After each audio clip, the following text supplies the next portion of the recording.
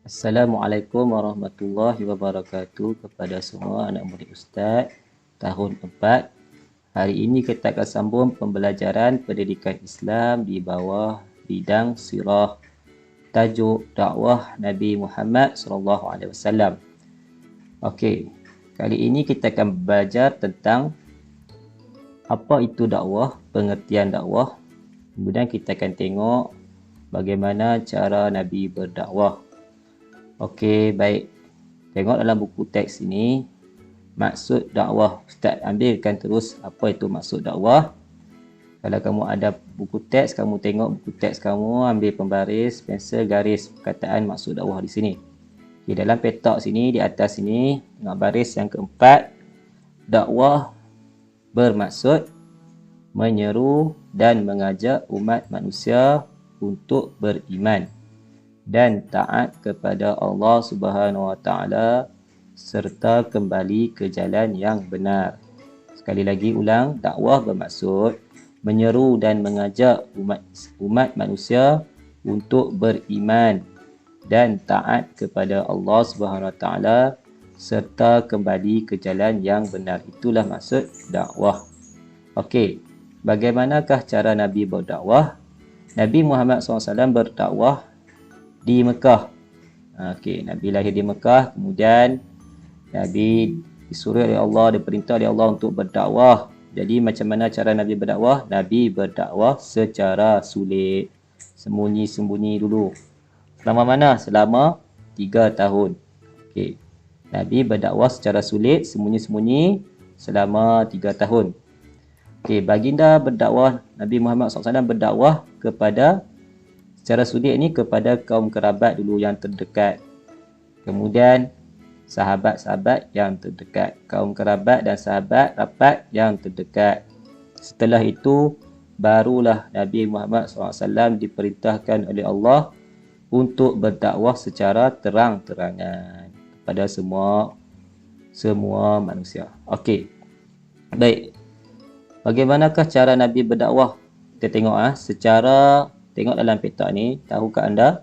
Okey, dakwah secara lisan. Nabi berdakwah secara lisan, kemudian Nabi berdakwah secara perbuatan.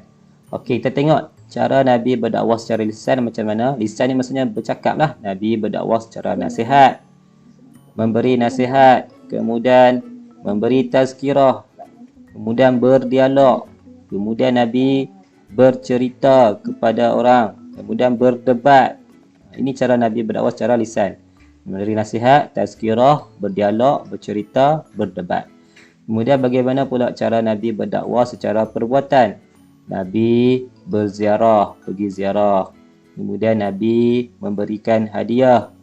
Kemudian Nabi mengutuskan surat. Kemudian Nabi menghantar utusan.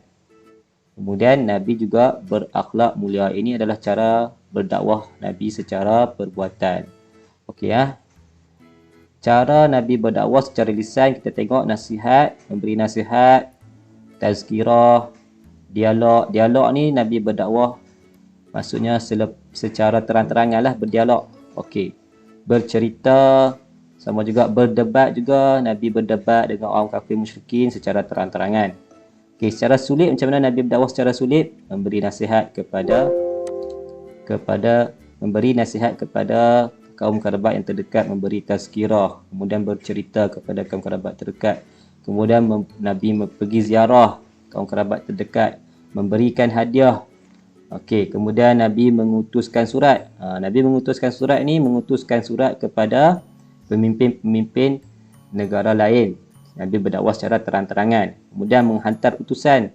Nabi ketika menjadi ketua negara di Madinah, Nabi berdakwah secara terang-terangan dengan menghantar utusan. Kemudian Nabi berakhlak mulia juga adalah cara Nabi berdakwah. Okey, nanti kita akan sambung pula. Apakah tentangan-tentangan yang Nabi hadapi? Fitnah, pemulauan, penyiksaan dan pembunuhan. Dan bagaimana cara Nabi menghadapi tentangan-tentangan tersebut. Jadi kali ini cuma Ustaz nak kamu tahu cara Nabi berdakwah, pengertian dakwah dan cara Nabi berdakwah. Okey, seterusnya Ustaz nak kamu sebagai pengukuhan, tengok buku aktiviti muka surat 64. Okey, buat Okey, latihan di sini ada jawapan dah, sama ada kamu dapat dalam Jawi ataupun Rumi. Okey, cara Nabi berdakwah macam mana? Dakwah secara sembunyi ataupun secara rahsia lah. Okey, kemudian Nabi dakwah secara terang-terangan. Okey, baik. Tengok dekat sini jawapan dia. Kan Nabi berdakwah secara sembunyi.